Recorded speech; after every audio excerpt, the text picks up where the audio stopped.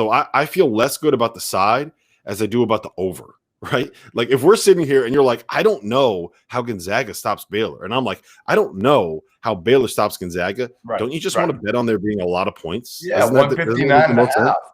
Yes, 159.5. I am gonna because there's nothing like cheering for both teams to score, right? Like that's always the best thing you can do.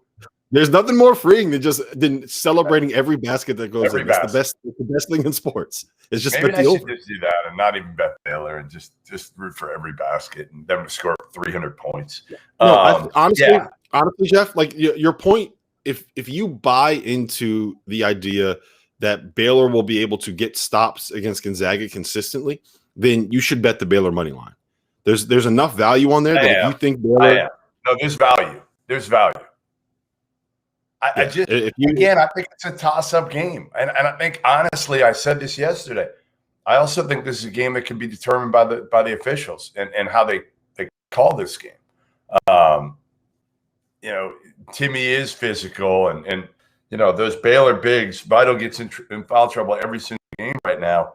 And I'm not sure who the best matchup is for Drew Timme, whether it's Flo, whether it's Everyday John, or whether it's Vital. I think it's a combination, like I said, of throwing those guys out there and just beating up on Drew Timme if they could.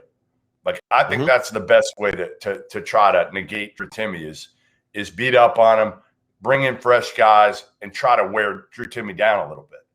Because, again, it's not like Drew Timme has gone up against front lines like this defensively. That's what I will say, right? Like, how many front line – now, again, offensively, no, they're not giving you a whole lot.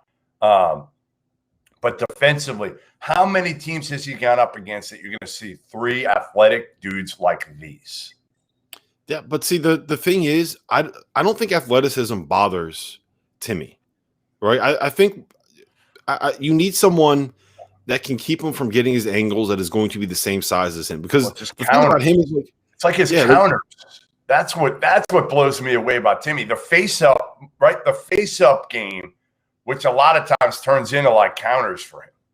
Yeah, it's his everything that he does is based off his footwork and the fact that he knows how to use his ass to move people where he needs them to go. Right? Like there was one play that stood out to me more than anything else, and that was the second half against UCLA. There was a play where he had Cody Riley on his back and pinned, right? But what he was able to, like, Cody Riley was directly between him and the basket, but he was able to use his feet to get his body and move his ass so that he created a lane. And the Gonzaga players are so good at this too. They throw the bounce passes so that it leads Timme to the point where he catches it and can go straight up with it. Like, it's the way that he's able to, and the whole team is able to get these plays where you go catch and lay it in instead of having to catch with somebody directly on your back. That makes such a difference. Like, all they're doing is creating layups, and he is so good at using the space. So agile to be able to catch him. You need someone that can match him in size, right? And that is not going to be able to be moved and understands how to use leverage and how to use positioning and has the kind of footwork to stay in front of him. And even if you do that, like, he's so good at just going through contact and getting the ball off the glass and laying it in. He has such a soft touch. I've kind of gotten to the point where I think that Timme is probably a guy. Like, I told you this before. I kind of viewed him in the same lens as I view a guy like Luka Garza, in the sense that they're a great college player, but I don't know how they can get to the NBA if you can't shoot threes and you can't really guard.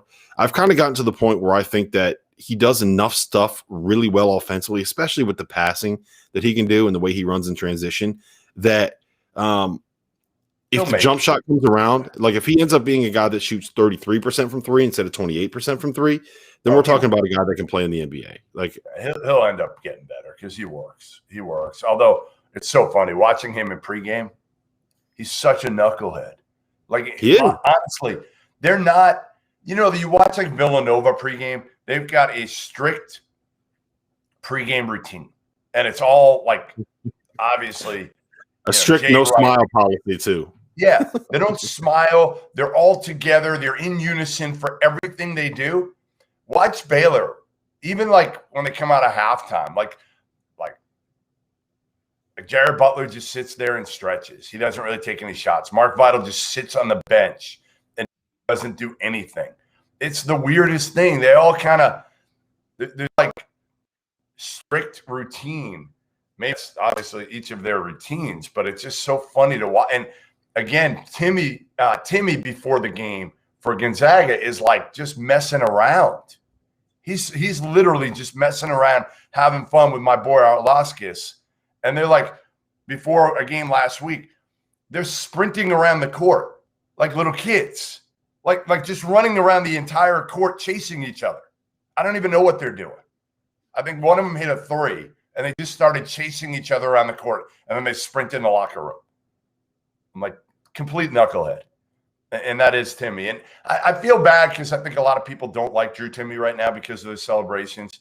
And if they had a chance to meet Drew Timmy, I don't understand that. Like, I get why it kind of irks people, but like this is hilarious. I know, but people think it's showboating. People think it's annoying.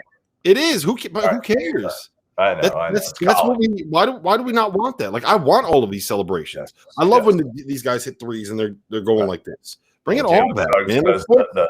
We're playing a game. Yeah, Jeff. Like, this is it's literally a game. I know. Why can't we have fun doing it? People get a little too bent out of shape over nothing. You know, that's part of the problem, and it makes it more entertaining. I'm here for it. If you want to celebrate more like this. I'm here for the game. I'm here for the entertainment. Around like this, let's do it. I can't wait for tonight. I mean, we're like, what, 12 hours away right now. 12 hours will be. Just go follow John Rothstein because he's tweeting it out every single hour as it counts down. Yeah, it's the dumbest thing ever. Like, dude, enough.